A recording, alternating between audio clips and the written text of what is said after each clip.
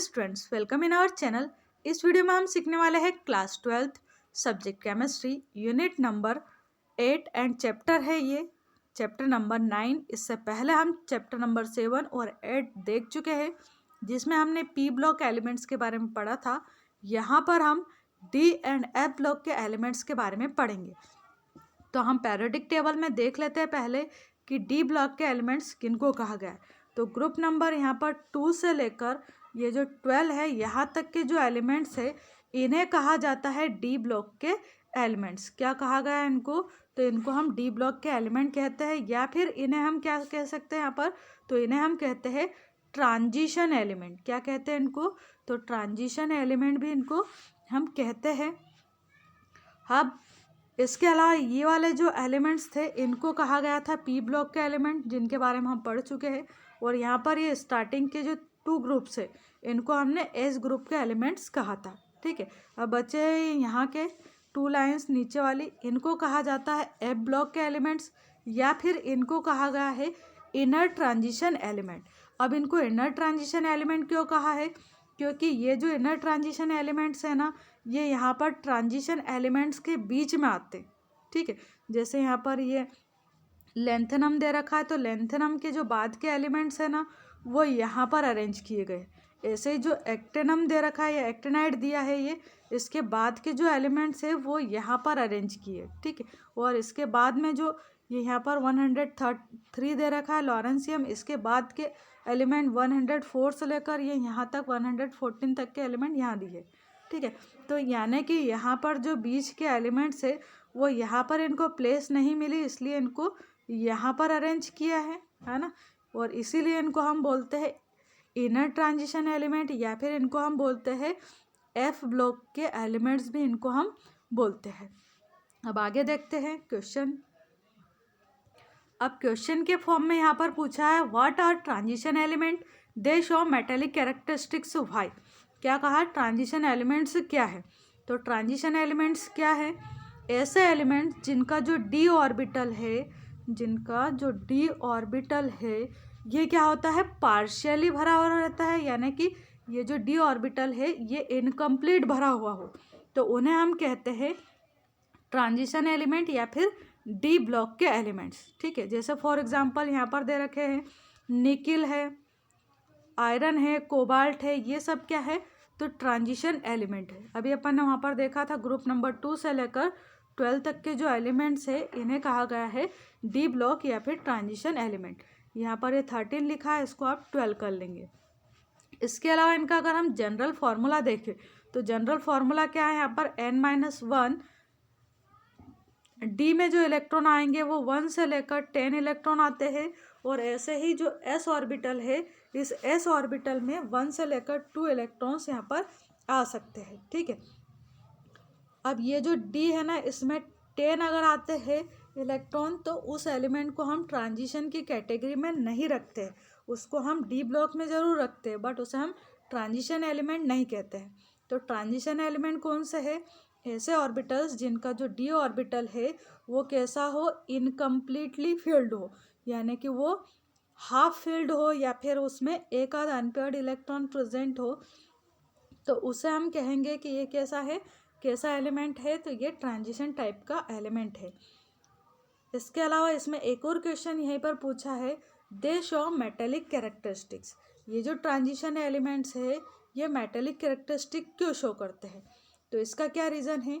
ये जो D block के एलिमेंट्स होते हैं इनका जो लास्ट ऑर्बिट होता है, जैसे सपोज यहाँ पर ये वाला लास्ट ऑर्बिट है, तो इनके लास्ट ऑर्बिट में 1 या 2 इलेक्ट्रॉन्स प्रेजेंट रहते हैं। ठीक है, 1-2 इलेक्ट्रॉन्स प्रेजेंट होते हैं और ये जो इलेक्ट्रॉन है ना इनकी जो आयनाइजेशन एनर्जी है वो काफ़ी लो है, यानी कि इनको हम अगर थोड़ी बहुत एनर्जी दें तो ये अपना इलेक्ट्रॉन बाहर निकाल देते हैं और ये ऑक्सीडाइज हो जाते हैं। ठीक है, अब ये इलेक्ट्रॉन जो बाहर निकलता है वो मूवमेंट करता है, यानी कि वो इलेक्ट्रिसिटी का फ्लो करवाता है, और इसीलिए इनको हम बोलते हैं कि ये क्या है? मेटेलिक कैरेक्टर शो करते हैं, क्योंकि इलेक्ट्रिसिटी का जो फ्लो है वो किस में होता है?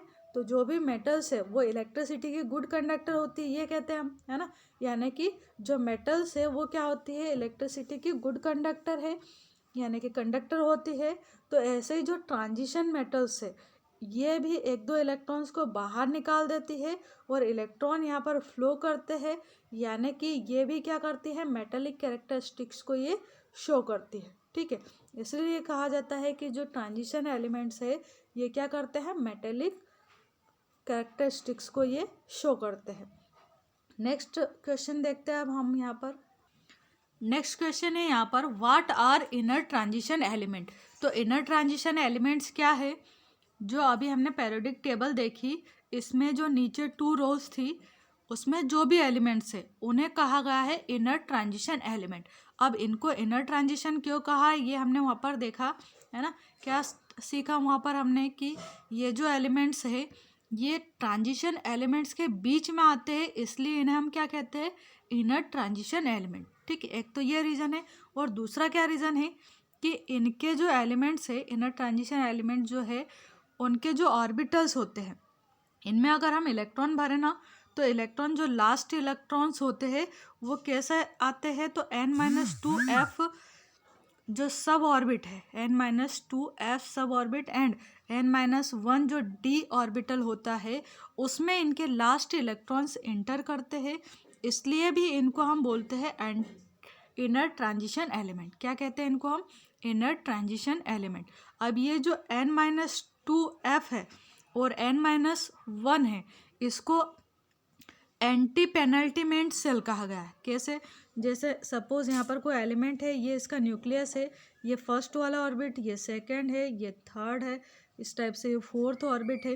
तो अगर मान लो कोई इलेक्ट्रॉन आ रहा है, नया इलेक्ट्रॉन, तो लास्ट ऑर्बिट में ना आके वो किस में आता है, n-2f सब सेल में आता है। ठीक है, यानी कि n-2f सब सेल में आने के कारण ये जो एलिमेंट्स है इनको कहा जाता है कि इनका जो लास्ट इलेक्ट्रॉन है वो कहाँ पर आ रहा है, तो एंटी पेनल्टीमेट सेल में आता है, यानी कि 2 energy level below the outer orbital, यानी कि लास्ट जो ऑर्बिटल है उससे 2 ऑर्बिटल अंदर के साइड एंटर करता है नया इलेक्ट्रॉन, इसलिए भी इनको हम इनर ट्रांजिशन एलिमेंट कहते हैं।